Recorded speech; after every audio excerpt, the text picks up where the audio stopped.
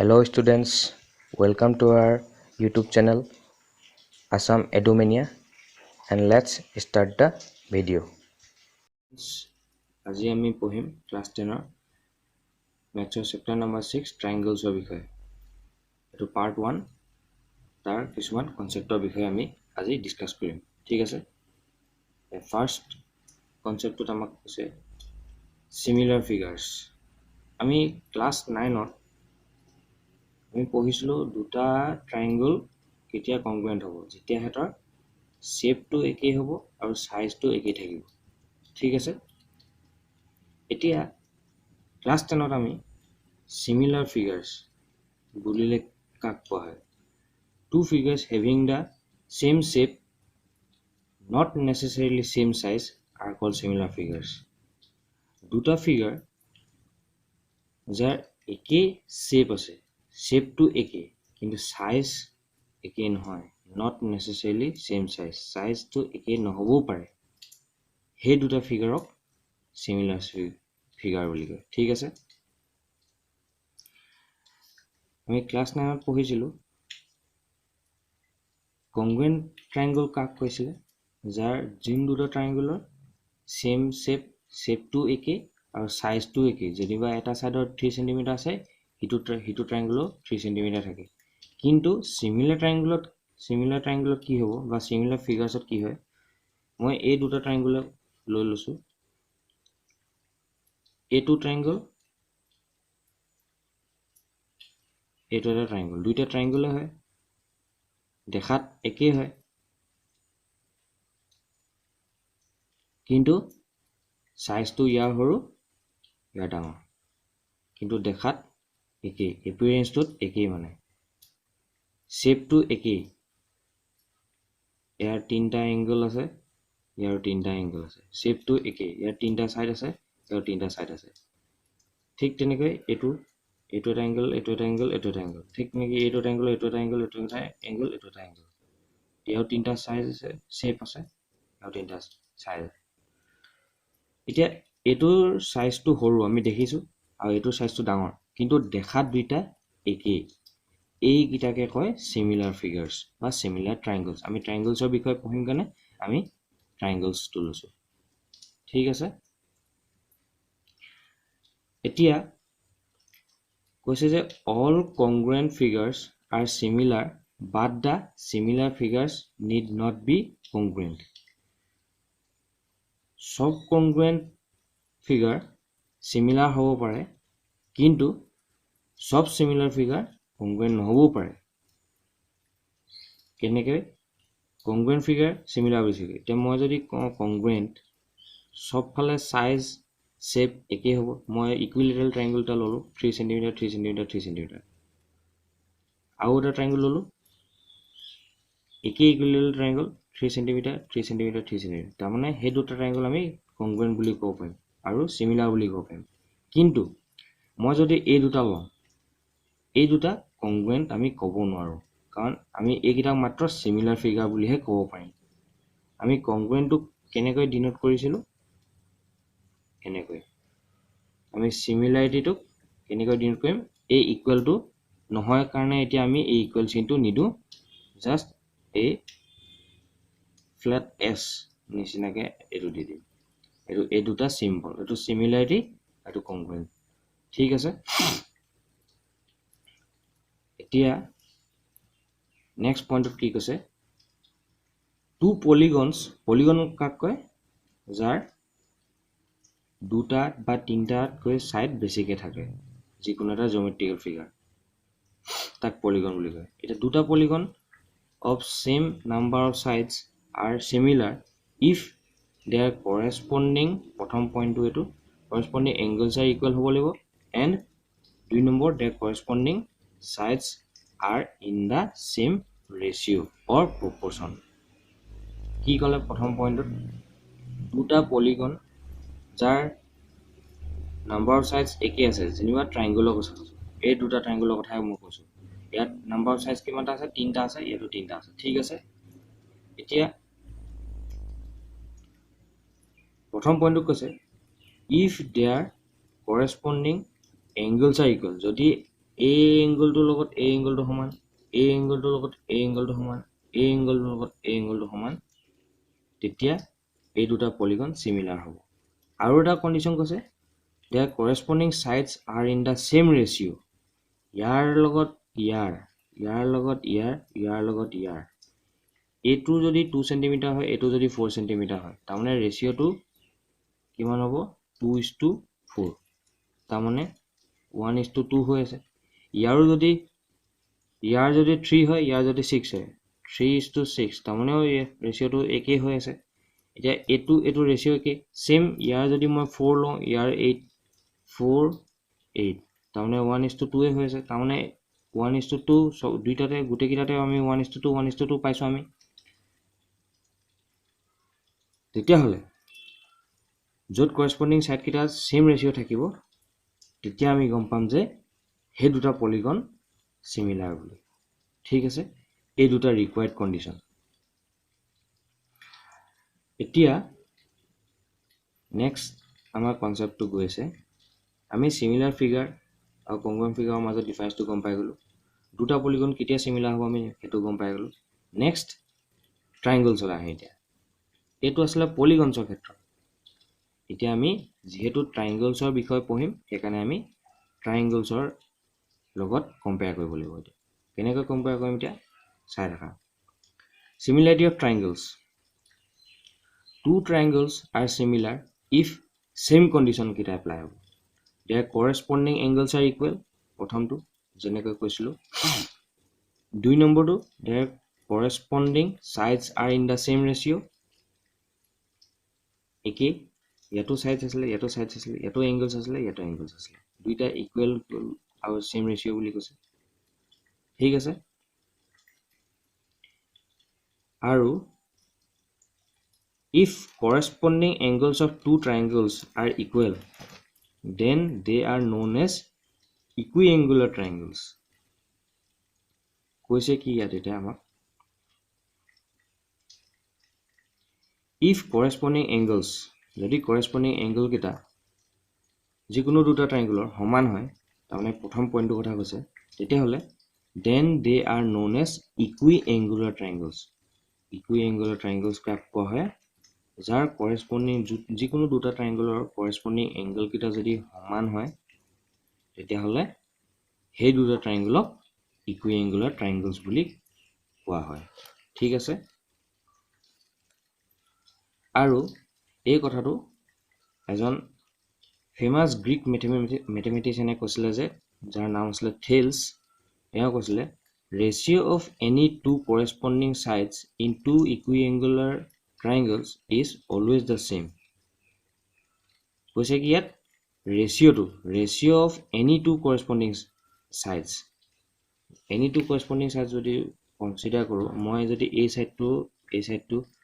সাইডটো লৈ ললো, ইহঁতৰ কিটাৰ মাজত যদি ৰেচিঅ'টো চাওঁ, মই যদি ইয়াৰ AB দিওঁ, ইয়াৰ DEF দি দিওঁ, এটা AB by DE হৈ যাব, ৰেচিঅ' হ'ব, ratio' of any two corresponding. আৰু AC by DF যদি লওঁ, তেতিয়া কি কৈছে, any two corresponding sides in two equiangular triangles, যদি এটা কৰস্পণ্ডিং এংগল কেইটা যদি সমান থাকে, তেতিয়াহ'লে ৰাতি সেই ৰেচিঅ' কেইটাও একেই হয় বুলি কৈছে। ঠিক আছে, এইটো আছিলে এতিয়া সিমিলেটৰ ট্ৰায়াঙ্গলস। আমি গ্ৰীক মেথমেটিচিয়ান থেলছৰ মতে আমি এইটো বস্তু গম পালো যে দুটাৰ ইকুইএংগুলাৰ ট্ৰায়াঙ্গলত যিকোনো দুটা কৰস্পণ্ডিং সাইডৰ ৰেচিঅ'টো সদায় সমান হ'ব। ঠিক আছে, এই বস্তুটোকে কি বুলি কোৱা হয়, বেসিক প্ৰপৰচনেলিটি থিওৰেম বা থেলছ থিওৰেম বুলিও জনা যায়। শৰ্ট ফৰ্মত BPT বুলিও আমি লিখো। আমি পিছৰ এক্সাৰসাইজ যেতিয়া কৰিম, তেতিয়া আমি তাত সাইডত যেনেকৈ আমি বাই SAS বাই SAA বা সাইড এংগল সাইড আমি লিখি আহিছিলোঁ, সেইবোৰ আমি ইয়াত এইটো BPT বুলি লিখিম। ঠিক আছে, এতিয়া এই BPT টোকে এই থিওৰেম 6.1ত আমাৰ দিয়া আছে। এটা থিওৰেম 6.1 মতে আমি কি দিছে আমাক চাওঁ হা if a line is drawn parallel to one side of a triangle to intersect the other two sides in distinct points the other two sides are divided in the same ratio কি কলা আমাক if a line is drawn parallel to one side of a triangle এটা triangular যদি যিকোনো এটা side লগত যদি এডাল প্যারালাল লাইন ড্ৰ কৰা আছে এই ডায়াগ্ৰামটো চাই লোৱা তোমালোকে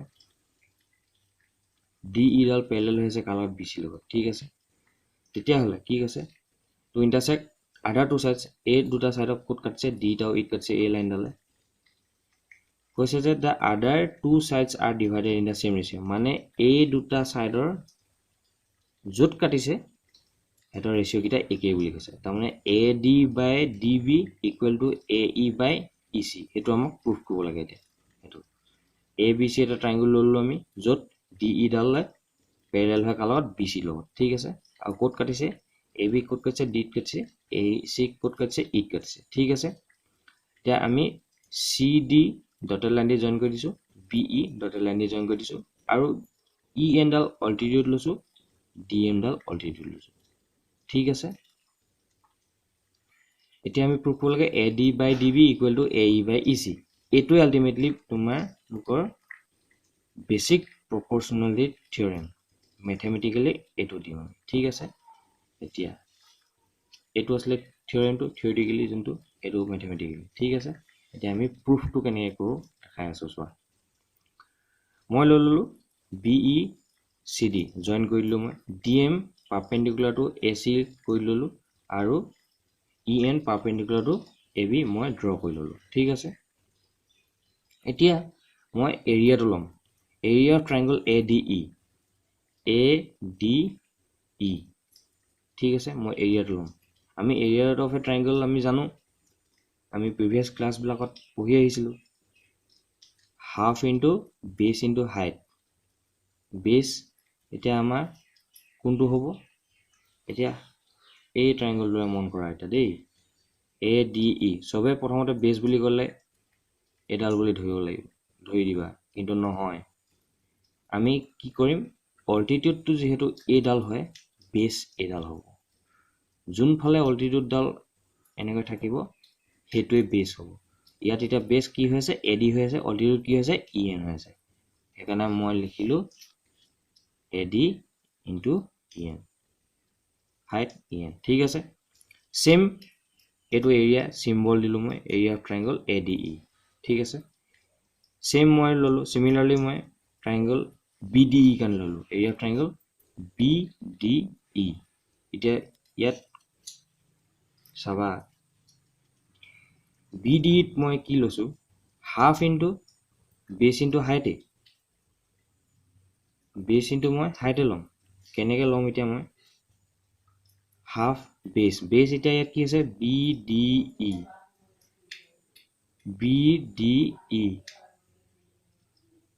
এটা BD টু হ'ব base ঠিক আছে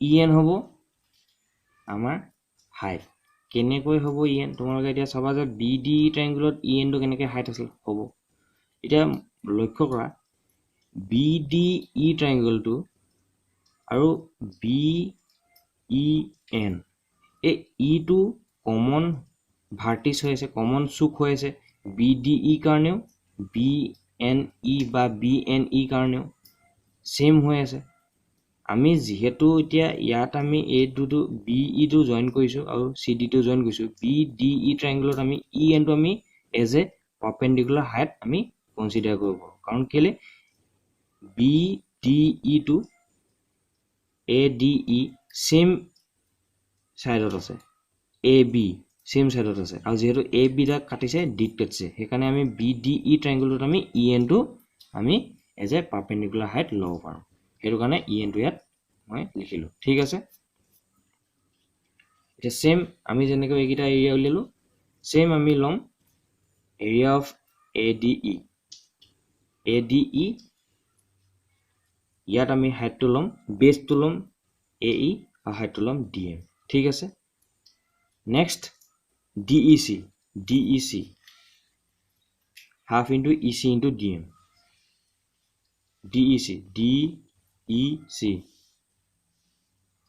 base EC আগৰটোত যেনেকৈ EN লৈছিলোঁ এইটোত DM হ'ব ঠিক আছে আমি ইয়াৰ এতিয়া আমি যেহেতু আলটিমেটলি ৰেচিঅ' উলিয়াবলৈ গৈ আছোঁ আমি এখানে ratio' divide area of ADE area of triangle BDE কৰি দিলোঁ half ADEN half DBEN EN cancel যাব half cancel হ'ব থাকিলে কি AD আৰু DB হৈ গ'ল AD by DB equal to 1 দি দিলোঁ ঠিক আছে নেক্সট আকৌ কৰিলোঁ মই সেম প্ৰসেস কৰি আছোঁ area of ADE by area of DEC ইয়াত এতিয়া half AEDM divided by half ECDM half cancel যাব DM cancel যাব থাকিব কি AE by EC number 2 এটো number 2 মই দিলোঁ এতিয়া triangle BDE and DEC are on the same base মই কৈছোঁ same base DE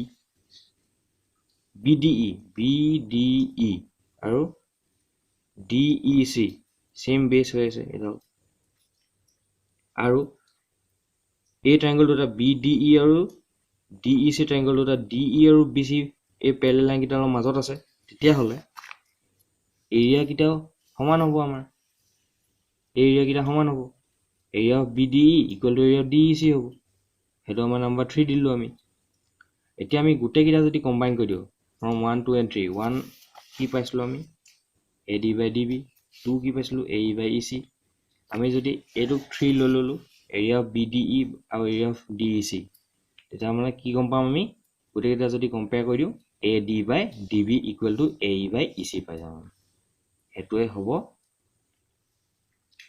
basic proportionality theorem or mathematical rule to ঠিক আছে আৰু ইয়াৰ লগতে আৰু এটা theorem আছে কৈছে যে if a line divides any two sides of a triangle in the same ratio then the line is parallel to the third side ইয়াৰ উল্টাটোকে কৈছে মানে যিকোনো এটা লাইনে যদি ডিভাইড কৰে যিকোনো দুটা সাইডক এটা ট্ৰায়াঙ্গলৰ তেতিয়া হলে সেই ট্ৰায়াঙ্গলটোত সেই লাইনডাল সেই থাৰ্ড সাইডটোৰ লগত সদায় প্যাৰেলাল হৈ থাকিব আৰু যোনটো সদায় সেম ৰেচিঅ'ত থাকে এটো মতে এটো যদি চাও এটা ব্যাক যদি যাও এটো মতে এইকিটা এৰিয়া সমান হৈ গল এইকিটা এৰিয়া সমান হৈ যোৱাৰ লগে লগে আমি লিখিছিলো যে parallel lines BC আৰু DE এটোই আমি কনভাৰ্সলি যদি AD by DB equal to AE by EC হয় তেতিয়া আমি লিখিব পাও DE is parallel to BC আমি লিখিব পাও হেতুই নেক্সট থিওৰেম কৈছে বুজাইছে ঠিক আছে অতিকে এখিনি আসলে সিমিলাৰিটি লগত ফাৰ্স্ট কনসেপ্ট খিনি এই কনসেপ্টটো মনত থবা এটো বেসিক প্ৰপৰশনালিটি থিওৰেমটো বহুত ইম্পৰ্টেন্ট কনসেপ্ট হয় এটো আমি ফাৰ্দাৰ যেতিয়া অংকখিনি কৰি যাম ইয়াৰ এক্সাৰসাইজবোৰ যেতিয়া কৰিম তাত এটো পুৰা দৰকাৰ হ'ব আৰু এটো বহুত ইম্পৰ্টেন্ট হয় এই প্ৰুফটো পৰীক্ষাত আহে এটো মিনিমাম 4 মাৰ্কস 3 মাৰ্কস লগে দিয়ে এটো প্ৰুফটো কৰিবলৈ আৰু বাকি নেক্সট পাৰ্টত আমি নেক্সট পোৰশনটো ডিসকাস কৰিম ঠিক আছে বাকি ভিডিওটো ভাল লাগিলে লাইক কৰিবা শেয়াৰ কৰিবা আৰু যদি কিবা ডাউট আছে এই থিওৰেম কিটাৰ ওপৰত মোক কমেন্ট সেকশনত জনাবা and thank you